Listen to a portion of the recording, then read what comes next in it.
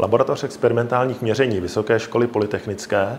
se specializuje především na zkoumání materiálových charakteristik. Kromě běžných mechanických charakteristik, jako jsou například pevnosti v tahu, krutu, cyklickém zatížení a podobně, je součástí výzkumu materiálových charakteristik také výzkum, respektive pozorování vnitřních i vnějších povrchových struktur materiálu. Vzhledem k tomu, že se často jedná o velmi malé objekty, používáme pro tyto aktivity optodigitální mikroskop. Optodigitální mikroskop nám dovoluje až 2000násobné zvětšení pozorovaného objektu. Větší zvětšení v podstatě už je obtížné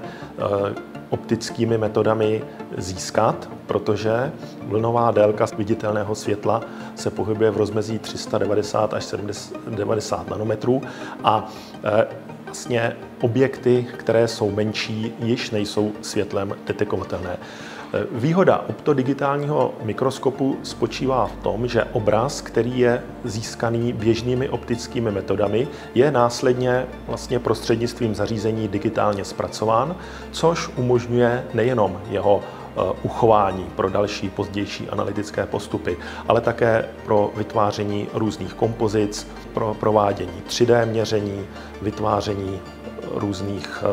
dalších vlastně obrazových objektů, provádění měření a podobně. Zařízení, které zde vlastně máme k dispozici, nám umožňuje vzorek nejenom přesně ustavit vůči optické soustavě, ale dovoluje nám také vytvářet různé světelné efekty, různé způsoby nasvícení a podobně, což je velmi cenné, protože materiálové struktury často obsahují třeba různé nerovnosti, různé pory a my vlastně těmito možnostmi práce se světlem jsme schopni tyto různé nerovnosti, pory a tak dále detekovat. Vedle rozšíření zrakového vnímání nám naše zařízení umožňuje posuzovat například i jakost povrchu, což je velmi významná charakteristika v technologických a konstrukčních oblastech, kdy my vyhodnocením